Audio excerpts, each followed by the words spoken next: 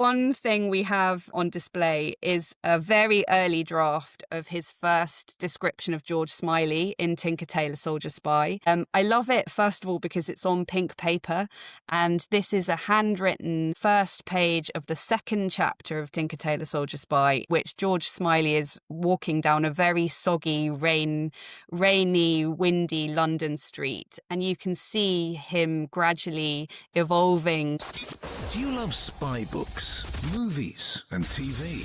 Then the Spybrary podcast is for you.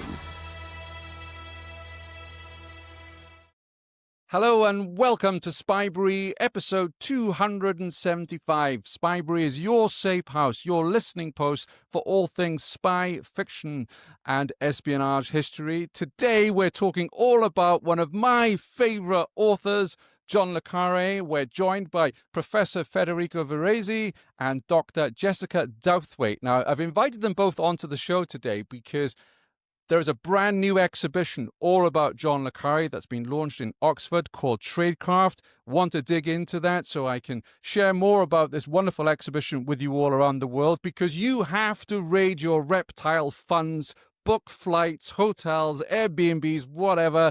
Get yourself to Oxford to see the exhibition. So welcome both of you to Spybrary. Thank you. Thanks very much for having us. Thank you very much. So excited to dig in. So first of all, Tradecraft. It's such an evocative name. When visitors first walk into the exhibition, what's the feeling you want them to have?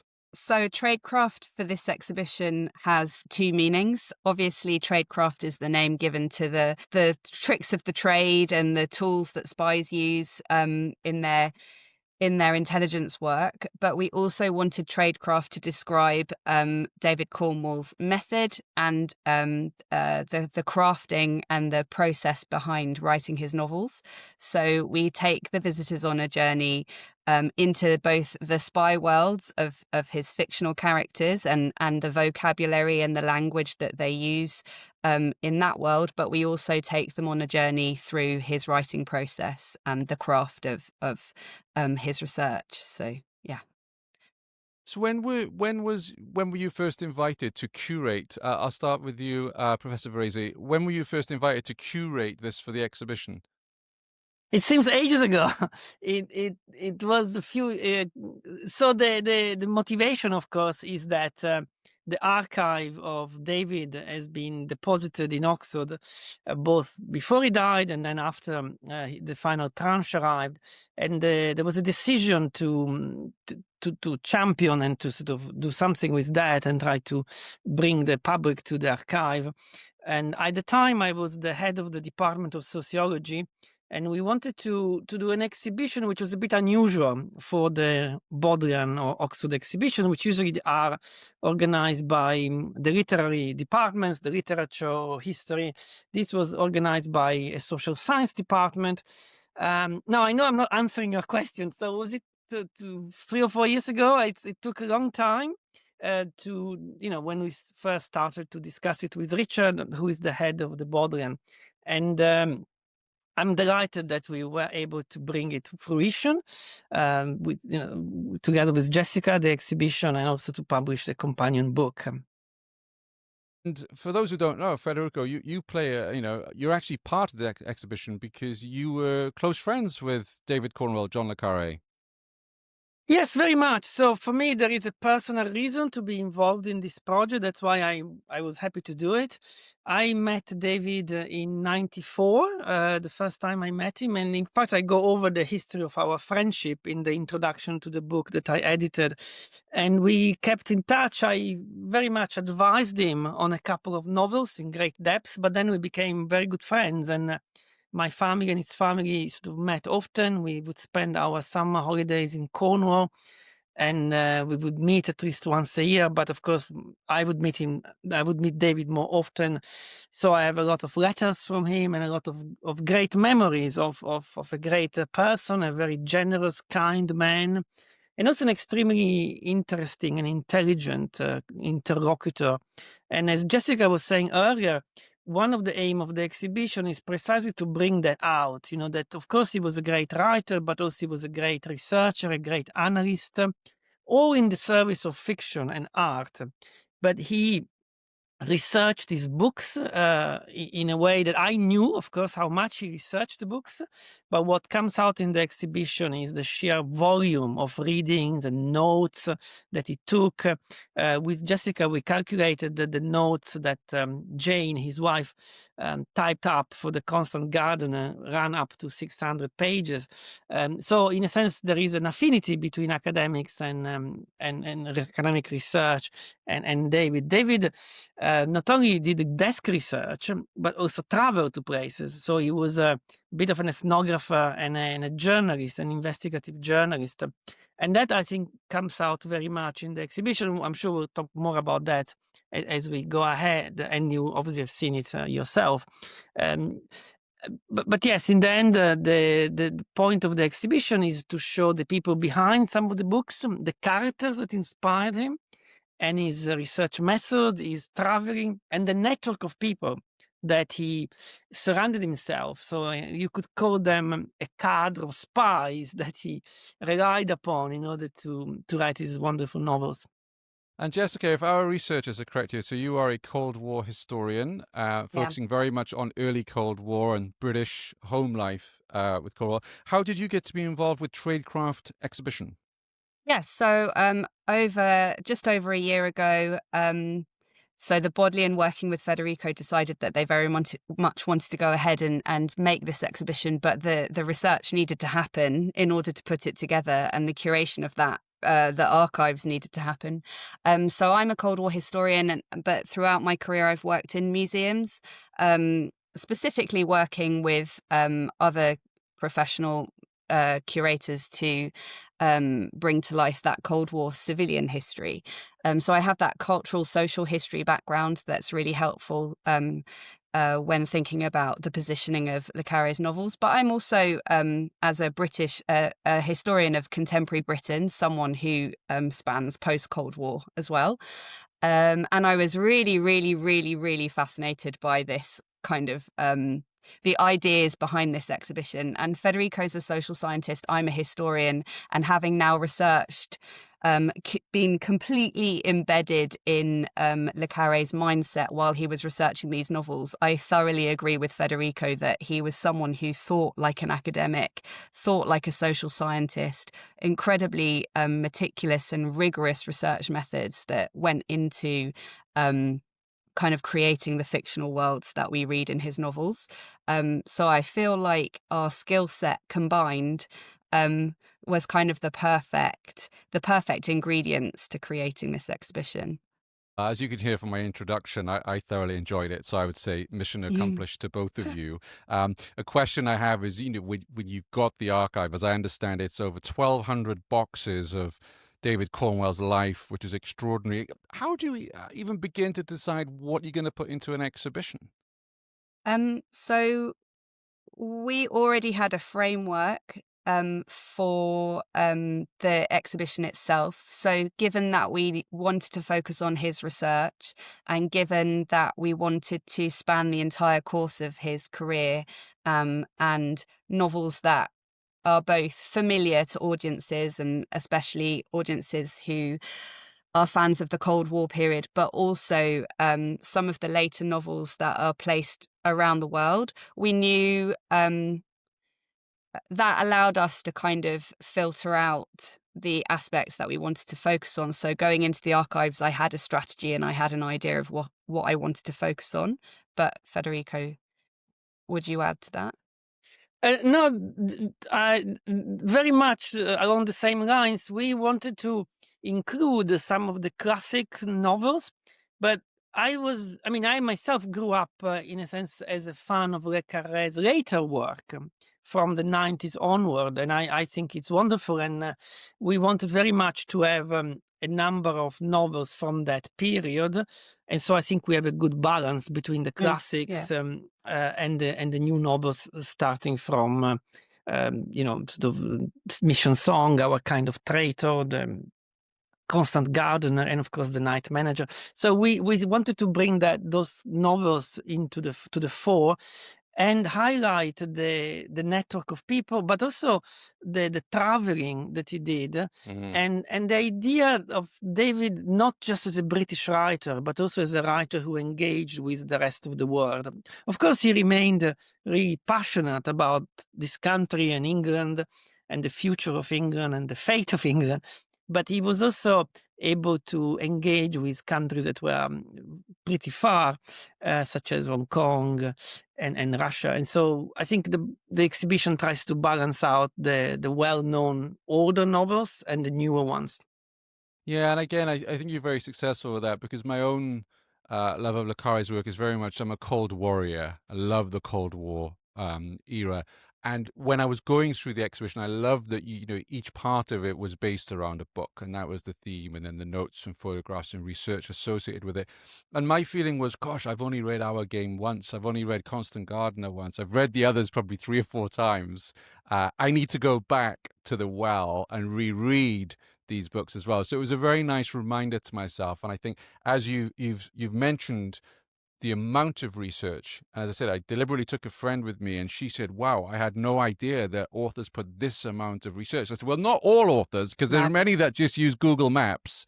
And I was amused at one point to read that le Carré tried to stop the first publication of Tinker Tailor because there was a change in location. Could one of you talk about that for our listeners who may not be aware?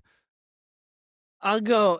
Yes, so as David traveled to Hong Kong to research the Honorable Schoolboy, he realized that he had worked out of an outdated guide of Hong Kong, and a tunnel had been built between the island and the mainland. And in the novel, the Tinker Tailor Soldier Spy, that was in almost finished. I mean, it was finished and it was improved. There was a mistake. And he had got that detail wrong. So he promised to himself never ever to write about a place he had not traveled to or deeply research if it was impossible to travel. And I think that is the beginning of his extensive travels and research.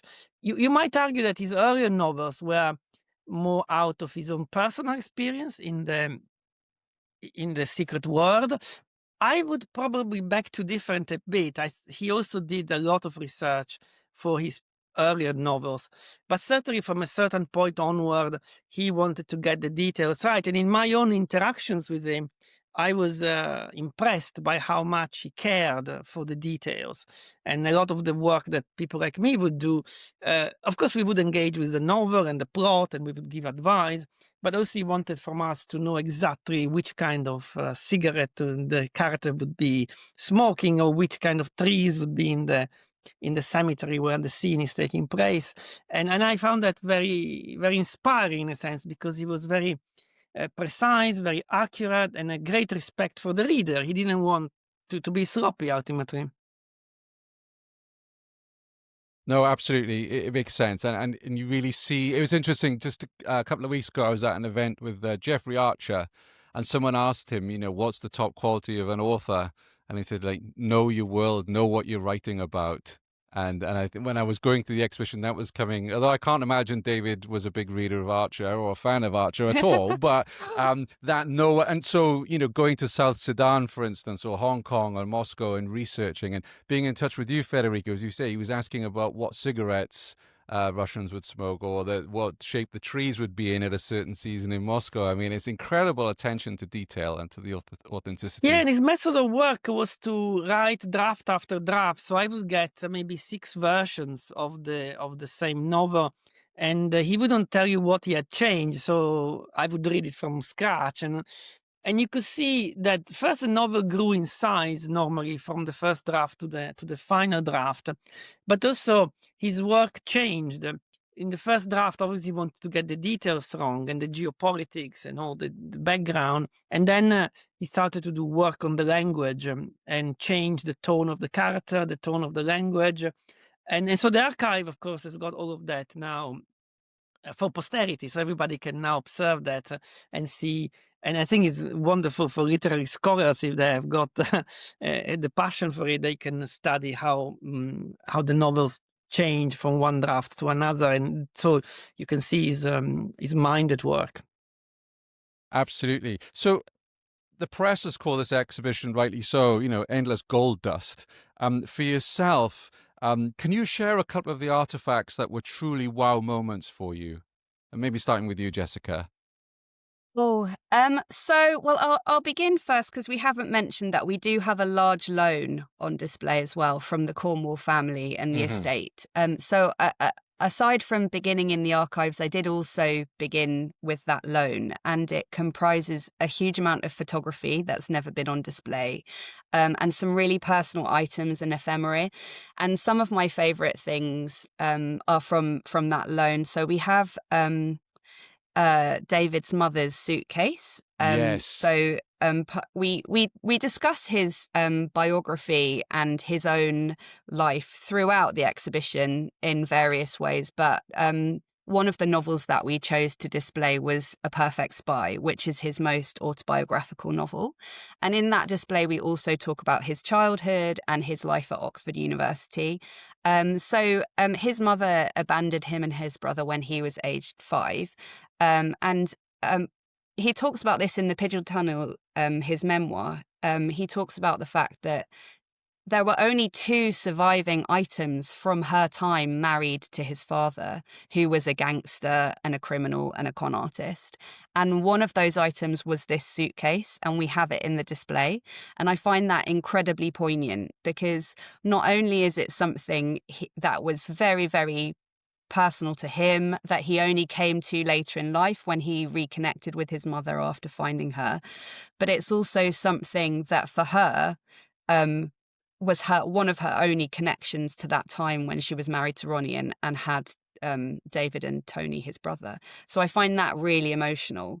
Another lovely item that we have from that loan is a stone, a hand-painted stone with 2 fics written on it, which I think he painted the stone, and it's like a paperweight that he put on literary drafts that he hadn't finished with and he needed to come back to. So again, like a real kind of homely insight into his writing process, and very tactile, which in an exhibition full of text and paper, it's quite nice to have those kind of 3D tactile objects. But aside from that, from my own research in the archives, I mean, just everything for me Yes. was so fascinating, because obviously Federico and I are also writers. To see the way someone like Le Carré wrote is just incredible.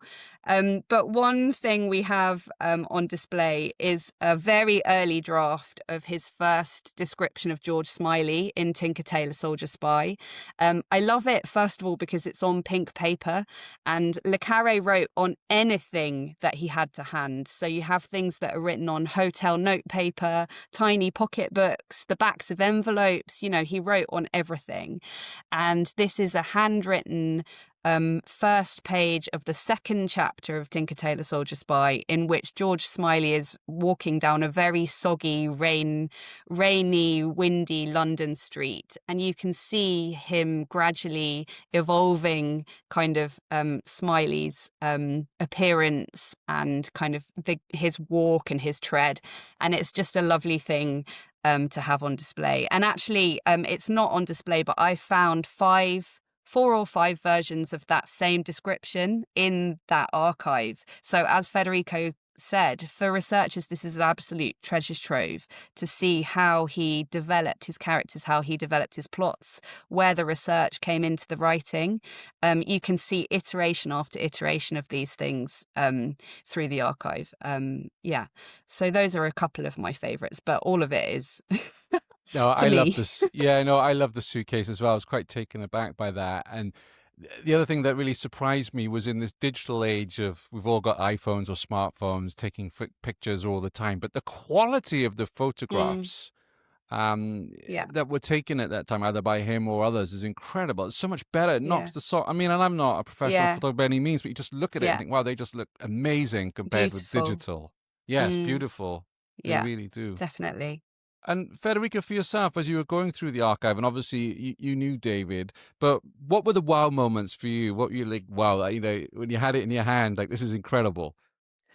Well, And I suppose the answer is that I saw in the archive what David did not do. In a sense, I read the script of our game. So David wrote a script out of the novel Our Game, on which I collaborated, and it was wonderful to read it. It was really insightful, and in a sense, he adds on to the novel and what he wanted to say in the novel, and the insight into Russia and into Russian imperialism, which of course is already in the novel, and it of course is very, very topical now, then comes out really well in the script that was never published and never done as a film. So the archive has got a lot of that, and Jessica has talked about this before. All the things that we didn't put in, or all the things that we could have chosen and didn't choose, and all the things that David could have done and didn't do, such as some script and some project that didn't occur. So for me, that was very touching, partly because I study Russia, and I'm very, I was very much part of that process with David when he was working on the novel. But yeah, I would also choose, as you said, the suitcase. The suitcase is very, very touching. He talks about it in the Pigeon Tunnel, the film, in a very, touching way, and to see that it exists and is still with us and it's there, it's really touching. And I was in David's house just after he died, partly to take photos for the exhibition, and I could see some of the items that, including the suitcase, that he had in his own very, very private rooms where he was working, and including the suitcase that he took to the hospital, of course, when he was unwell. So that to me was very touching. Another element of the exhibition, which is surprising to many people, is the drawings. So David was a man of many, many talents. And in the exhibition, we are able to show the sketches, the sort of a life that didn't happen. Namely, he could have become an artist. And so we have quite a few of them, which are really beautiful and very different styles. So I thought that also was surprising for me, because I didn't realize how deep his connection to art was. Absolutely, and that was a highlight for me as well, seeing all the sketches that were up. And it reminded me that another great British spy novelist, Len Deighton, was also a bit of a scribbler. He used to create the cartoon recipes in the Observer for his cooking recipes, and he went to the Royal College of Art. So is there more that connects these novelists? Is their love of drawing and sketching? I've often wondered, if he had not become a writer, Jessica, what do you think he would have done with his life? He was heading into a paid illustration career, I think. And then obviously he worked for a couple of years at Eton and then was picked up by MI5 again. So I don't know. Federico might have slightly more insight. I don't think he was going to be a spy. Personally, I don't think he would have been a spy careerist. I don't think he would do that for the rest of his life. I think illustration was the thing he seemed to be heading towards. But Federico, do you have a... I think from his early years when he was at university, it was very clear to him that he wanted to be an artist of some kind. So I would have seen him in a job that would be creative of some sort, either journalism, writing novels, or art, as in doing drawings. We should also remember that he was not wealthy. He had to work. I think he had to take a year off, right, from university, because he didn't have money to pay the fees. He married very young, and so he needed a job, in a sense. And so that's when he got a teaching job, and then he got a job with the government. And so the way I see him was somebody who wanted to be an artist, but also needed to get a job, to survive. Yes. And then he had this big break with the Spy that allowed him to be really what he wanted to be. That was a writer and an artist, really. And in the Pigeon Tunnel, again, in the documentary, the very last words that he says to Errol Morris is, I dare say I am an artist, and I think that is real vocation. Now, Mm. he could also be an actor, of course. Yes. He was a great impersonator. In the exhibition, we haven't mentioned it yet. In the exhibition, we can hear his voice, Mm. which is Yeah. a wonderful voice. And as you know, he also had cameos in movies. He could have well been an actor. But I also admire the fact that once you're faced with so many talents, he was able to focus on one, and Yeah. he was single-handedly focused on one. His daily life was very well structured. He would get up, have a walk, write, or maybe write and then have a walk. And he was trying to minimize his engagements, in a sense, so that he could fulfill his passion and his love for art. It's interesting. Your exhibition has changed my mind a little bit on this, because I also thought that he might have gone into acting because of the cameo roles, and also his narrations are beautiful, and how he mimics accents. And I remember reading, it might have been in the Sisman book, that his dad took him to some event in a club in London where there was comedians, and got young David to do his impressions, and the other comedians were really annoyed because he was outshining them Yeah. as a mimic. I thought maybe that would have been, especially with his cameo roles as well. And talking of the family then, what's their reaction been to this exhibition when they walked in to see this? What was their reaction?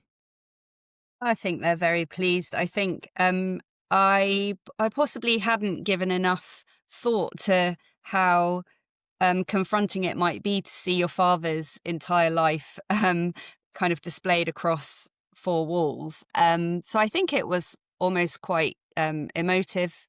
Because one thing we haven't mentioned is that the displays also pick up on the real life characters behind the novels that we've Yes. chosen. And many of those influences and inspirations were very close, not only to David, but to his family. So I think there's a real sense of achievement in having kind of drawn upon the kind of real world of that family to discuss his methods and the life behind his novels, definitely. Absolutely. We have to remember that he was somebody's father and, Yes. brother.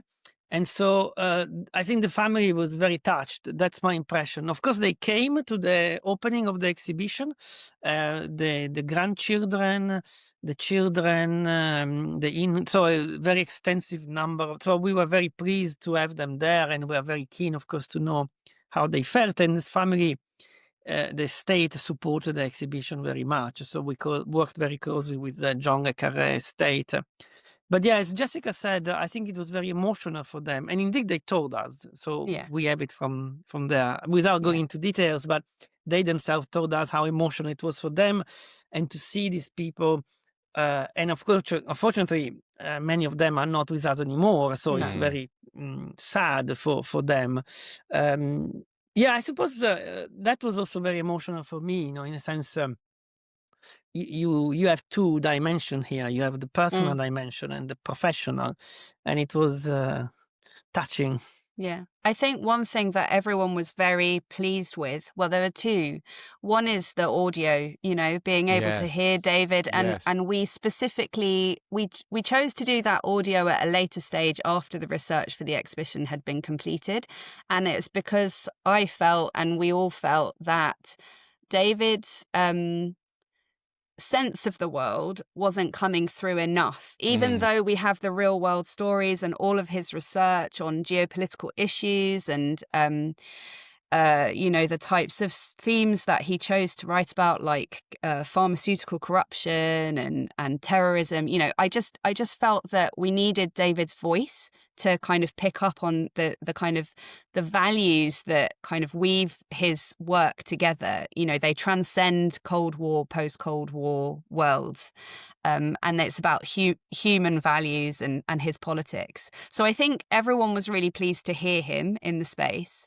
And I think also we made sure that we talked about David's writing process and how it involved Jane, his wife, who was really integral and instrumental to writing his novels. And actually at the opening of the exhibition, people were telling me more stories about how Jane worked with him. And I realized even more than I already understood, she was absolutely central to both the research, the writing, and the publication of those novels. So at every stage, she had a kind of, she had a role and a purpose, and he was explicit about that himself. And I think, you know, the family and friends, you know, were all really thrilled that Jane's story is as much part of the exhibition as David's. So yeah, that's something to be very proud of, actually. And what a talent, because you look at those notes, I'm not quite sure how she deciphered them, No. to be honest. Yeah, I've said that on many an occasion, but they had their own symbols and annotations, and there was a language and a dialogue between them that's quite indecipherable for anyone else. And his handwriting was tricky, to say the least. So yeah, she had a real, she was very talented. I tell you whose handwriting was lovely was Sir Alec Guinness's. You have a lovely letter from Alex Guinness to David, and just reading that, incredible to see his words on paper, his actual words. And that's what you get at the exhibition, right? You actually see this is from the person's hands. So when people leave the exhibition, you've obviously put heart and soul into this, and Federico, you have a personal connection. Like, what do you want people to feel as they walk out of the exhibition? Well, our aim is threefold in a sense. One is to give the viewer the sense that there is this massive research behind every novel. The second point we wanted to make with the exhibition, and hopefully it's taken away by the viewer, is that he worked with others, starting with Jane, and so he had a network of people that worked with him and helped him in this endeavor, and that he traveled extensively around the world. So he wasn't just an English-based author. So we want to give the breadth of the people he worked with, and the traveling and the interest that he had in the world.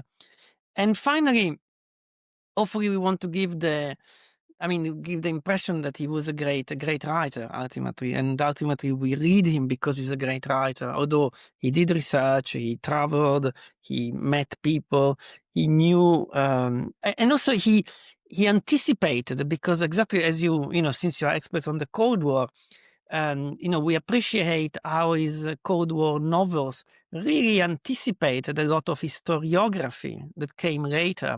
So in a sense, he is one of those writers who write history before the historians. In a sense, he captures something, the nature of the Cold War fights between East and West. It wasn't as nice as it was portrayed in his time, and yet, of course, he knew better. And so on, with issues to do with globalization, with pharmaceutical company, the arms trade, the privatization of security. So he was extremely insightful in that, and that comes out very well in the exhibition. But also we want, hopefully, that, well, I suppose the real thing I want is people just go back and read his books. Yes. Yeah. Yeah, I would have said, I hope people will, if they haven't read them, go and find them and read them. I want people to reread them with a kind of newfound appreciation for the work that's gone into the research behind them. I think I also, being a historian myself and doing the research in the archives, had a newfound appreciation for this. We were discussing the lengths to which le Carré would go to for accuracy and credibility and legitimacy, and the fact that to him information was rooted in some kind of factual basis, and the worlds of his fictions had a very real world connection, and often, very dangerous, significant political events are the basis for what he was writing about.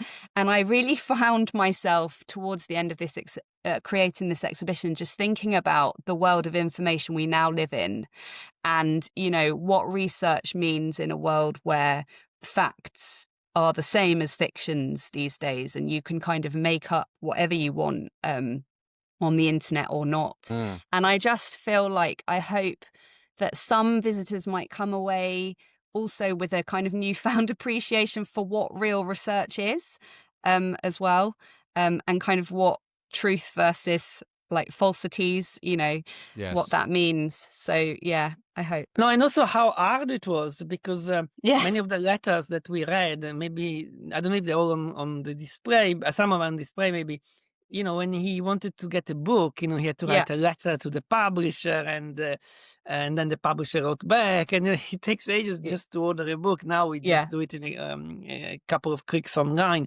So the amount of work that went into it, I was thinking the other day about Marx, Marx's theory of labor and value, labor theory of value. If you put all the hours that went into these novels, they are extremely valuable just for the amount of research. Yes. Exactly. On the topic of books, so let's say someone comes to the exhibition, they're interested to read more JLC. Jessica, what John le Carré book would you recommend they start with? A Perfect Spy, just to get a sense of the man himself. And I think it also is just a great example of a late Cold War story. And just his use of memory in that novel, and the way Magnus Pym's memories are spliced against what the actual chase of the novel without giving too much away. I just think it kind of encapsulates everything that's good about le Carré. How about you, Federico? Well, I'm a bit biased because I worked very closely on two novels. Our Game, which I think is a gem. It's not one of the ones we display, but I think I would really recommend to people to read that. It is underrated, I think, as a novel. I also worked on Our Kind of Traitor, and I read it many, many times, and I reread it also recently. And I think it holds really well, and it's a fantastic plot and a fantastic human story of love and betrayal and trust and paternal love. I mean, I could go on. I think I should stop. But the other novel which I found a new appreciation for is The Honorable Schoolboy. So we have a fantastic chapter on The Honorable Schoolboy in the book by a great writer called Osborne. And he describes the novel in such a way that made me love it even more, especially the description of Hong Kong, the description of his travel in the area, and Osborne, who lives in Thailand, incidentally, is greatly appreciative of that. So that to me are absolutely great. But to be honest, I mean, I should stop, otherwise this is what it's all about. In our will, community, we talk about this all the time. It's what's the one book you'd give someone, and and also picking books out for the exhibition must have been very tricky for you. It was very hard. Because you pick 9, don't you? Is it we 9 picked books? 9, yeah. So there were a couple we always knew we were including, like Tinker Tailor Soldier Spy had to be in there, and A Perfect Spy for the autobiographical content. But we wanted to have this geographical breadth and also chronological breadth. And that raised real issues, with...